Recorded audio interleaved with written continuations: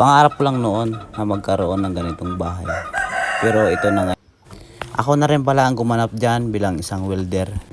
Nagpapasalamat po pala ako una sa Panginoon at sa inyo mga kababayan sa walang sawang pagsusuporta sa amin. No, maraming salamat sa inyo.